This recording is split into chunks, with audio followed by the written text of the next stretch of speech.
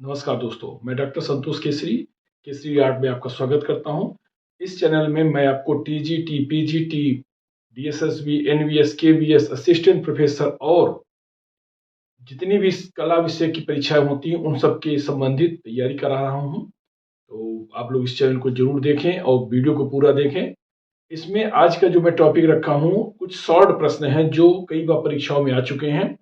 साथ ही साथ ये जो हाई स्कूल स्तर की परीक्षाएं हो रही हैं और इंटरमीडिएट की जो परीक्षाएं हो रही हैं, जो बच्चों के लिए अत्यंत महत्वपूर्ण है, उसके लिए भी ये बहुत महत्वपूर्ण है। तो ये इसमें मैं कुछ प्रश्न दे रहा हूं, उसके बाद उसकी व्याख्या इस तरह से कर रहा हूं कि उससे संबंधित जितने भी प्रश्न आपके बनेंगे उन प्रश्नों को आप बहुत अच्छे से कर सकेंगे। तो चलिए प्रारंभ करते हैं पहले प्रश्न से। पहला प्रश्न आप देख रहे हैं, अजंता में कुल कितनी गुफाएं हैं? बहुत ही महत्वपूर्ण है हर एक परीक्षाओं के लिए, क्योंकि अजंता हमारे देश की बहुत बड़ी धरोहर है, जिसे सन 1983 में विश्व धरोहर सूची में इसको स्थान मिला है और ये अत्यंत महत्वपूर्ण है। इसमें फिर उत्तर देखिए, 30, 29, 32, 28। सही उत्तर आपका ए है। पहले ये 29 गुफाएं थी यहां पर, बाद में गुफा संख्या 15 एक गुफा मिली है जिसको 15A कहा जाता है। इस कारण से पूरी गुफाएं यहां पर 30 हो चुकी हैं। तो आपका सही उत्तर 30 गुफा होगा। यह 1983 में विश्व धरोहर सूची की श्रेणी में आया था। यह वर्तमान में कभी प्रश्न पूछता है कि अजंता की गुफाएं कहां पर स्थित हैं, देश के किस प्रांत में है? तो आपका उत्तर होगा महाराष्ट्र। महाराष्ट्र में। जिला अगर पूछता है तो औरंगाबाद जिला। औरंगाबाद से दूरी इसकी 102 किलोमीटर और नजदीकी जो रेलवे स्टेशन है उसको कहते हैं जलगांव रेलवे स्टेशन।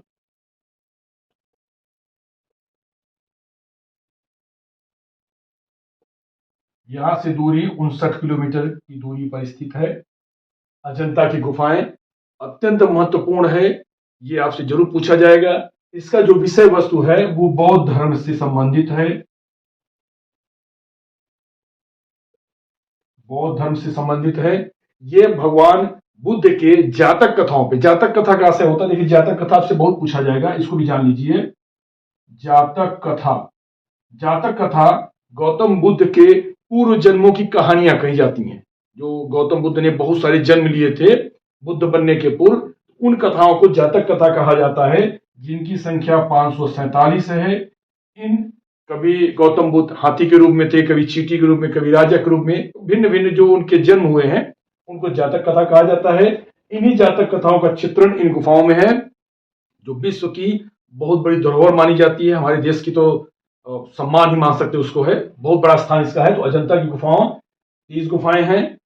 1983 में इसको विश्व धरोहर सूची में यूनेस्को द्वारा वर्ल्ड हेरिटेज साइट में स्थान मिला। यह महाराष्ट्र में स्थित है। औरंगाबाद से 102 किलोमीटर दूरी। नजदीकी जो रेलवे स्टेशन है वो है जलगांव रेलवे स्टेशन, जिसकी दूरी 59 किलोमीटर है। इसका जो विषय वस्तु है वह बौद्ध धर्म से संबंधित है, जो जातक कथाओं के रूप में चित्रित है। जातक कथा कुल 547 की संख्या में है। अगला प्रश्न देखते हैं। अगला एक बहुत महत्वपूर्ण सवाल, इसको देख लीजिए। मुगल चित्रकला का मुख्य संरक्षक शासक कौन था? इसमें ए जहांगीर, बी हुमायूं, सी अकबर, डी शाहजहां। सही उत्तर आपका है सी अकबर। मुगल वंश की स्थापना 1526 में बाबर के द्वारा किया गया, जो 1530 में उसकी मृत्यु के बाद हुमायूं शासक हुआ। फिर वो शेरशाह सूरी से हारा इत्यादि होते। 1556 में अकबर शासक हुआ। इसकी तिथि आप बहुत अच्छे याद करिएगा। 26-30 योग करेंगे तो आपका हो जाएगा 56। तो 1556, तीनों डेट याद है। 1526 में बाबर, 1530 में हुमायूं, 26-30 जोड़ेंगे तो 56। 1556 में अकबर शासक बना। अकबर को ही मुगल वंश का वास्तविक संस्थापक माना जाता है। इस चीज को आप ध्यान रखिएगा, क्योंकि बाबर 4 वर्ष रहा शासक, 4 वर्ष वो युद्धों में रहा, उसने कोई विशेष ध्यान नहीं दिया। हुमायूं भी 2-4 साल के बाद वो उसका डावाडोल स्थिति रही, कभी भाग के यहां गया, कभी वहां, और पुनः राज्य जीतने के बाद उसका लंबा समय नहीं रहा। तो इसमें अकबर जो है लंबे समय तक शासन किया, 1526 से 1605 ईस्वी तक इसने शासन किया और यह एक मुगल वंश का वास्तविक संस्थापक माना जाता है। इसने, अब देखिए चित्रकला में आते हैं, चित्रकला के दृष्टिकोण से चित्रकला के लिए इसने प्रयागराज, इलाहाबाद उसने नाम दिया, इलाहाबाद में, आगरा में चित्रशाला बनवाया था, जहां पर चित्रकारों को वो स्थान दिया करता था। बहुत सारे चित्रकार थे जिनको मनसब दी गया था। मनसब याद रखिएगा, मनसब एक प्रकार से जमींदारी होती है। यह पहला शासक था जिसने चित्रकारों को मनसब प्रदान किया था, मतलब उनको एक प्रकार का जमींदार बना देता था, काफी बड़ा स्थल दे देता था कि आप वहां पर रहिए और उसकी जो आय होती थी उस आप चित्रों में खर्च करिए। ये बहुत बड़ा सम्मान मिलता था, मनसब के आधार पे मुगल दरबार में सम्मान मिलता था। अकबर ने बुलंद दरवाजा, इबादत खाना इत्यादि की स्थापना कराई। वह चित्रकला और स्थापत्य कला दोनों का प्रेमी था। इसमें जो है सही रूप से मान सकते हैं तो आपका अकबर हो गया। हमजनामा भी इसी से संबंधित आएगा, आगे प्रश्न आने वाले उसको बताएंगे। हमजनामा भी अकबर के समय में ही पूरा हुआ था। हमजनामा बहुत महत्वपूर्ण रहेगा।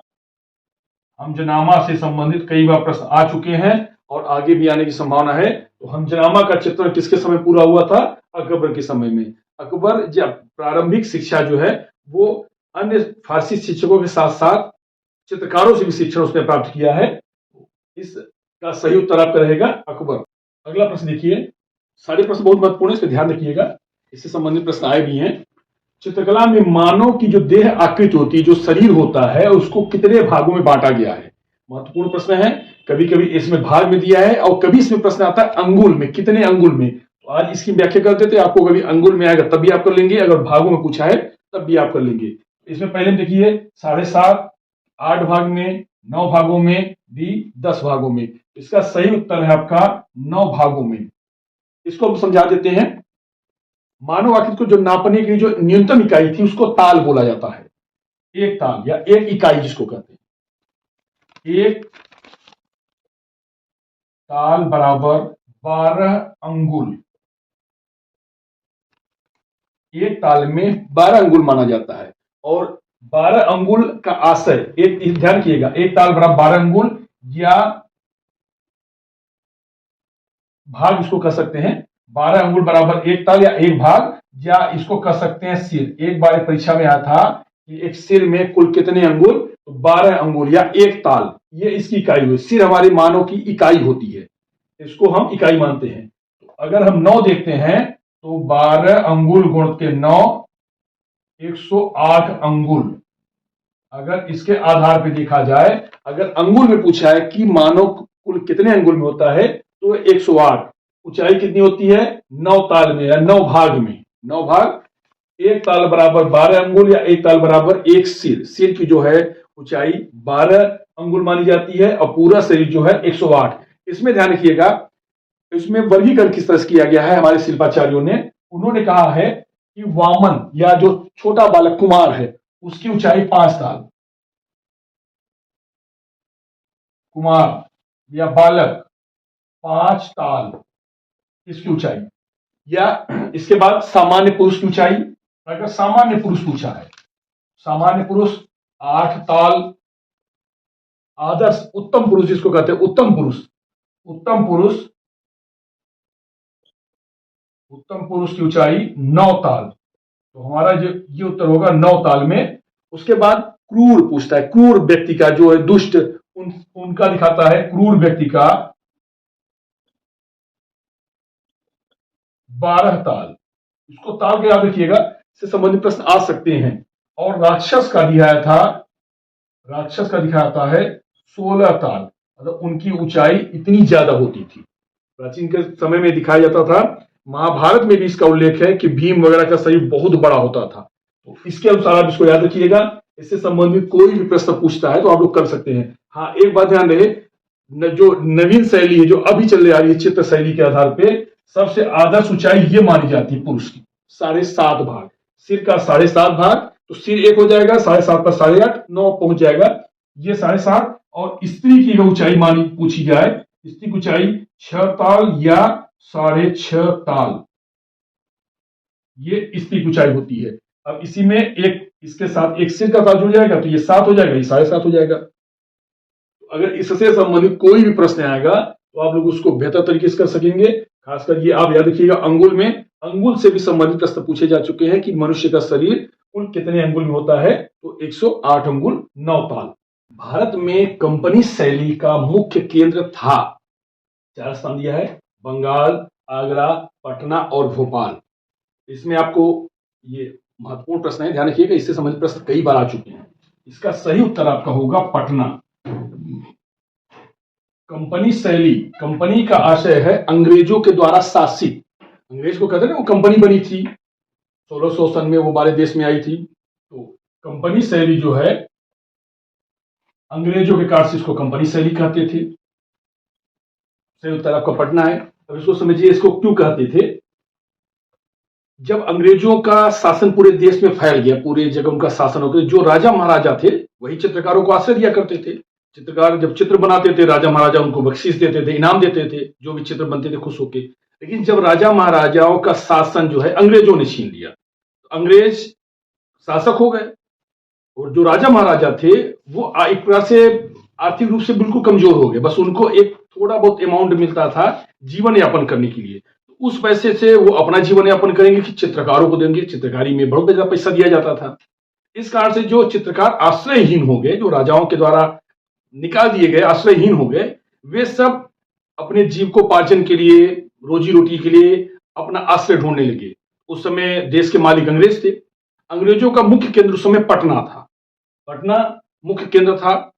ये सब लोग पटना में इकट्ठा होने लगे। इसी कारण से कंपनी शैली का एक उपनाम पटना शैली भी है, इसको पटना शैली भी कहा जाता है, कंपनी शैली को। उसके बाद यही सब अंग्रेज जब पूरे देश में फैल गए, तो इन शैली का प्रचार प्रसार पूरे देश में हो गया। जो अंग्रेज थे वे जब अपने देश से आते थे, तो अपने भारत में पाश्चात्य शैली को बढ़ाने के लिए वहां से कुछ पेंटिंग, चित्र वगैरह लाते थे, और इन देसी चित्रकारों से उसको बनवाते थे, उसकी प्रतिकृतियां बनवाते थे। तो वे लोग उसकी प्रतिकृतियां बनाते, और इस कारण से उनको कुछ पैसे मिल जाते करते थे। धीरे धीरे इनका प्रचार प्रसार बहुत जगह होने लगा। पटना शैली का जो मुख्य विषय था वो था सामान्य मनुष्य का जीवन, और अंग्रेजों के द्वारा जो पेंटिंग थी उसका चित्रण, या अंग्रेजों का रहन सहन इत्यादि को विषय वस्तु में दिखाया जाता था। मुगल काल, पटना के बारे में कहा जाता है कि मुगल काल का इसको आजमाबाद कहा जाता था। मुगल आजमाबाद कहते थे क्योंकि यहां पर चित्रों का मुख्य केंद्र बन गया था। अगला सवाल, पाल चित्र शैली का मुख्य विषय क्या था। मुख्य विषय तो उसके चित्र किस विषय पे बने हैं, बौद्ध धर्म, जैन धर्म, वैष्णव की सिख धर्म। तो सही उत्तर आपका है बी, जैन धर्म। पाल शैली का जो है भारत में लघु चित्रण परंपरा की शुरुआत मानी जाती है। इसको ध्यान रखिएगा, इसके द्वारा लघु चित्रण परंपरा का प्रारंभ माना जाता है इन पाल शैली चित्रों के कारण से, जिनको मुख्य विषय जैन शैली थे।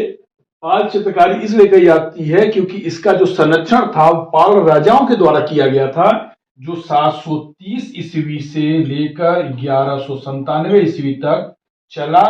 ये थे पाल राजाओं का शासनकाल। इसके संस्थापक थे गोपाल, उसके बाद वितपाल वगैरह के, धर्मपाल इत्यादि कई शासक हुए जिन्होंने इन शैली को संरक्षण दिया। इस कारण से इसको पाल शैली भी कहा जाता है। और चित्रों का विषय था जैन। जैन चित्रण, कल्पसूत्र, निषेचोनी इत्यादि प्रमुख ग्रंथ हैं। सबसे प्रमुख ग्रंथ आपको माना जाता है कल्पसूत्र। ये इसी को लघु चित्रण को आप कभी कभी शब्द इंग्लिश में आता है मिनिएचर, मिनिएचर आप ध्यान रखिएगा। लघु चित्रण का प्रारंभ जो है आपका पाल शैली से, जिसका विषय जैन विषय था। महत्वपूर्ण सवाल जयामिनी राय से संबंधित है। जयामिनी राय भारतीय चित्रकला परंपरा के बहुत प्रसिद्ध कलाकार रहे हैं। इन्होंने जो परंपरागत शैली से बने चित्र बन रहे थे, जो क्रमागत बन रहे थे, जो चित्र थे, उससे हट करके एक नवीन शैली को प्रारंभ किया। और इनका जो विषय था वो लोक कला से संबंधित था। ऑप्शन थे भित्ति चित्रण से, लोक कला से, वास्तु तकनीक से, इनमें से कोई नहीं। इनके जो चित्रण थे वो लोक कला से। जयामिनी राय का जन्म 1887 में और मृत्यु 1972 में हुई। यह लाहौर में भी अध्यापक रहे काफी समय। इन्होंने प्रयागराज में भी अपना समय दिया, फिर जाके बंगाल में इन्होंने बहुत समय तक काम किया। ये बांकुरा जिले में एक बेलिया तोड़ नामक जगह है, वहां पर बांकुरा, इसको याद रखिएगा, बांकुरा के बेलिया तोड़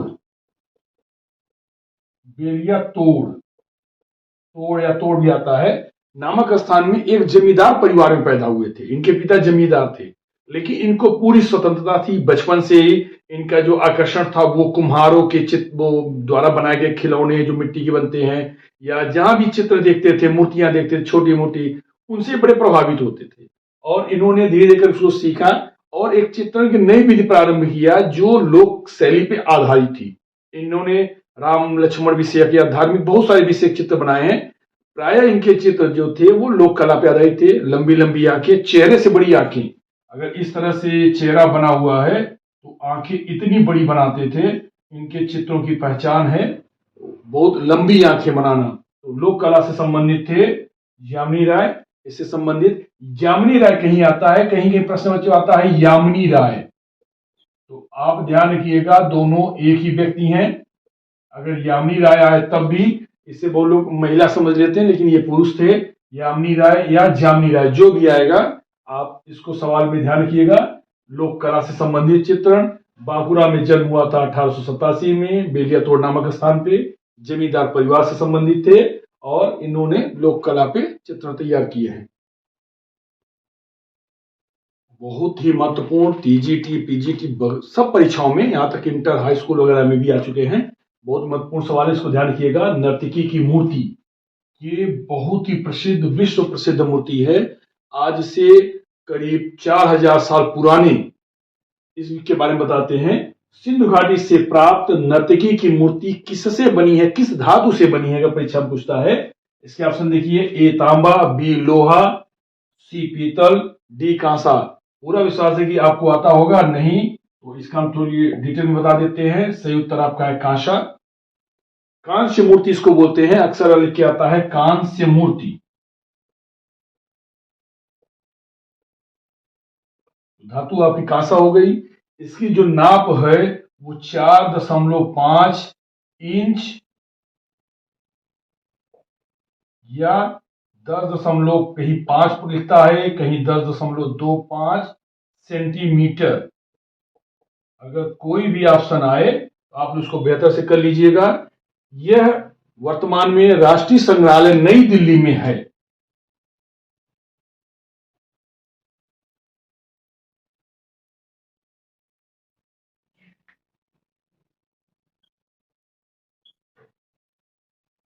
राष्ट्रीय संग्रहालय नई दिल्ली में ये रखा हुआ है। इससे संबंधित प्रश्न पूछता है कि नर्तकी की मूर्ति किस धातु से बनी है, कांस्य मूर्ति। इसकी ऊंचाई कितनी है या इसका आकार 4.5 इंच या सेंटीमीटर। कहां पर रखी गई है, राष्ट्रीय संग्रहालय नई दिल्ली। किस विधि से बनाई गई है, तो बहुत इंपॉर्टेंट, लॉस्ट वैक्स मेथड, इसको बोलते हैं मधुचिष्ट विधि।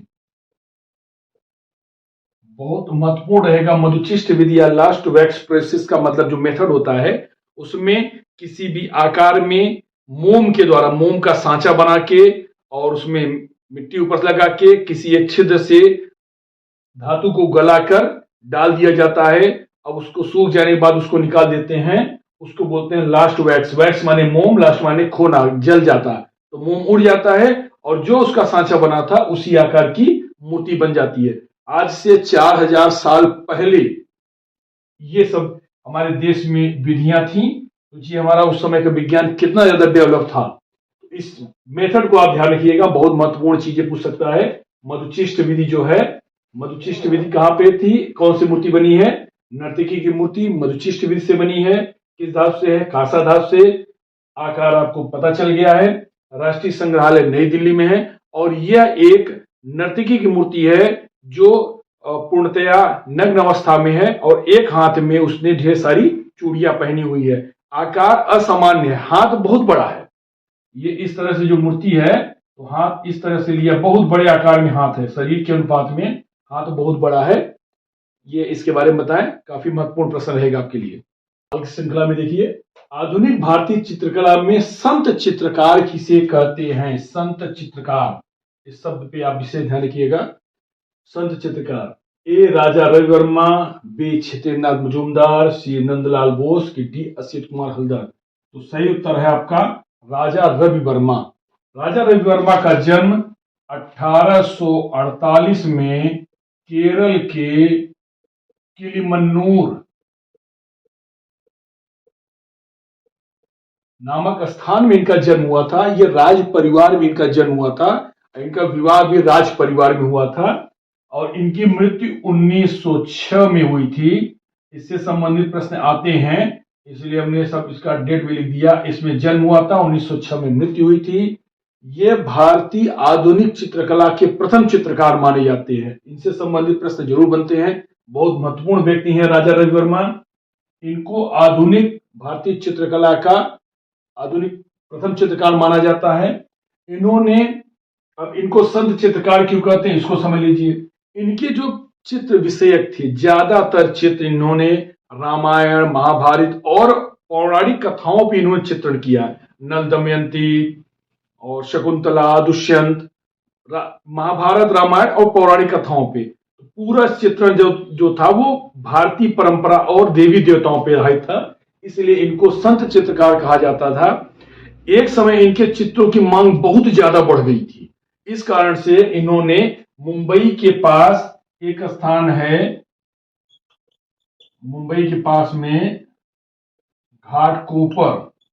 घाटकोपर में इन्होंने प्रिंटिंग प्रेस की स्थापना की, जिस कारण से ये जो भी चित्र बनाते थे वे सारे चित्र वहां उस प्रिंटिंग प्रेस में छप के पूरे देश में फैल गए, जिस कारण से हम लोग देवी देवताओं को साक्षात रूप से देखना शुरू किए।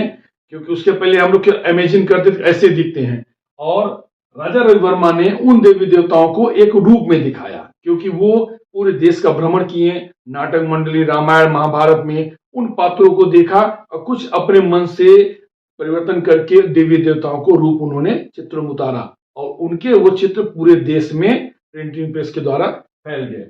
आशा ये आपको सवाल समझ में आ गया होगा, बहुत महत्वपूर्ण है। इससे संबंधित प्रश्न जरूर आते हैं, इस पर आपको विशेष ध्यान रखने की जरूरत है।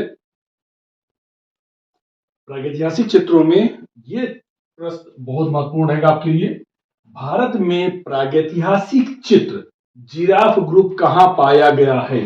ए पंचमढ़ी, बी भीमबेटका, सी आदमगढ़, डी रायगढ़। इसमें आपका सही उत्तर है सी आदमगढ़। अब इस प्रश्न की व्याख्या में देखिए, जिराफ ग्रुप, जिराफ हमारे देश में नहीं पाया जाता, ये हम लोग वर्तमान में मानते हैं ऑस्ट्रेलिया और अन्य विदेशों में पाया जाता है, लेकिन जो जानवर हमारे देश में नहीं पाया जाता उसका प्रागैतिहासिक चित्र, समझ रहे हैं, जिसकी औसत उम्र मान चलिए 5000 साल से पूर्व, उस समय का जिराफ ग्रुप माना जाता है कि हमारे जो इतिहासकारों ने, अन्य जो विशेषज्ञ विद्वानों ने माना कि हो सकता है उस समय हमारे देश में भी जिराफ पाए जाते होंगे, तभी तो उस आदिमानव या उन मनुष्यों ने, प्रागैतिहासिक मनुष्य ने जिराफ का चित्र बनाया है। यह कहां पाया गया है? आदमगढ़। आदमगढ़ कहां है? मध्य प्रदेश में पंचमढ़ी से 45 मील की दूरी पर, पंचमढ़ी से आदमगढ़ नामक एक स्थान है जो होशंगाबाद जिले में आता है। होशंगाबाद जिले में आदमगढ़ नामक स्थान है जो पंचमढ़ी भी होशंगाबाद में है, पंचमढ़ी से 45 मील की दूरी पर है। होशंगाबाद जिले में आदमगढ़। आदमगढ़ में कुल 10 से ज्यादा शिलाश्रय इसको बोलते हैं। शिलाश्रय का मतलब होता है जहां पे शिलाचित्र पाए गए हैं, गुफाएं हैं, जहां पर एक प्रसिद्ध चित्र मिला है जिराफ ग्रुप। जिराफ ग्रुप के नाम से ही आदमगढ़ आज प्रसिद्ध हुआ है। ये जो चित्र बना है वो क्षेपांकन विधि से बना है। क्षेपांकन बोलते हैं इसको, इंग्लिश में बोलते हैं स्टेंसिल। स्टेंसिल विधि में काले रंग कई जो चित्र बनाते हैं, ये कुछ हद तक ये स्टेंसिल विधि में आपको चित्र जो दिख रहा है, अगर ये दिख रहा है, ये स्टेंसिल विधि इसको कहते हैं। रंगों को एक तरफ लगाना और बाकी जगहों को सफेद छोड़ देना, ये आपका स्टेंसिल विधि होती है। इस विधि से इस चित्र को बनाया गया है। प्रसिद्ध चित्र वर्ली भित्ति चित्र किस राज्य से संबंधित है? वर्ली भित्ति चित्र किस राज्य से? वर्ली, कहीं पे इसको वारली भी कहते हैं, पढ़ते हैं, वारली, वर्ली, वारली भी कहते हैं। अगर इससे संबंधित कोई प्रश्न आए तो आपको समझिएगा एक ही चीज है, वर्ली भित्ति चित्र, भित्ति मतलब जो दीवारों पे चित्र होता है उसको वर्ली, ये चित्र भित्ति चित्र बोलते हैं। वर्ली किस राज्य से संबंधित है? महाराष्ट्र, बिहार, आंध्र प्रदेश और कर्नाटक। उसका सही उत्तर आपका है महाराष्ट्र। महाराष्ट्र में एक जनजाति है जिसको वर्ली जनजाति बोला जाता है। वर्ली जनजाति के जो कृषक जैसे जो लोग हैं, वे जो चित्र बनाते हैं अपने घरों को सजाने के लिए, दीवारों पे चित्रण करते हैं, तो जैसे लोक शैली में बहुत सारी जगह चित्र बनाए जाते हैं, लोक शैली के चित्र, तो एक प्रकार से लोक शैली है ये। वर्ली चित्र जो है आपको लोक शैली के अंतर्गत आता है। ये वर्ली जनजाति, वर्ली समुदाय कह सकते हैं, जनजाति है, इनके द्वारा चित्रण किया जाता है ये वर्ली। ये आपके कहां संबंधित है? महाराष्ट्र से संबंधित है।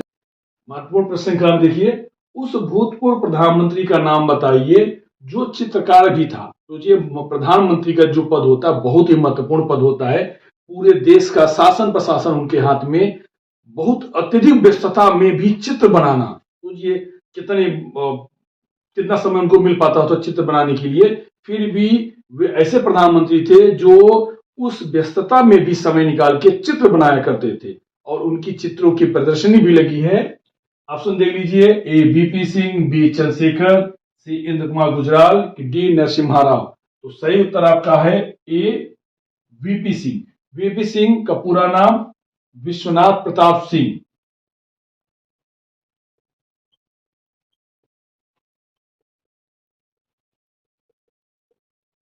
ये इनको राजा मांडा भी कहा जाता है क्योंकि ये मांडा रियासत के राजा हैं। मांडा रियासत उत्तर प्रदेश के प्रयागराज जिले में स्थित है। विश्वनाथ प्रताप सिंह उत्तर प्रदेश के मुख्यमंत्री भी थे, उसके बाद देश के प्रधानमंत्री भी बने 1991 के आसपास। फिर भी ये अपनी व्यस्तताओं में भी चित्र बनाया करते थे और उनकी पेंटिंग की प्रदर्शनी भी लगी है। और इससे इनसे भी संबंधित एक महत्वपूर्ण जानकारी आपको बता दें, ये सभी प्रधानमंत्री रह चुके हैं। ये प्रधानमंत्री थे, लेकिन इनके भाई सतीश चंद्र गुजराल एक प्रसिद्ध चित्रकार थे जो विकलांग थे, लेकिन बहुत ही प्रसिद्ध चित्रकार हुए हैं। ये तो चित्रकार नहीं थे, लेकिन इनके भाई साहब भी चित्रकार थे, बहुत ही प्रसिद्ध चित्रकार। इस प्रश्न का सही उत्तर आपका है वीपी सिंह, विश्वनाथ प्रताप सिंह, जो देश के प्रधानमंत्री होने के साथ साथ एक प्रमुख चित्रकार भी थे।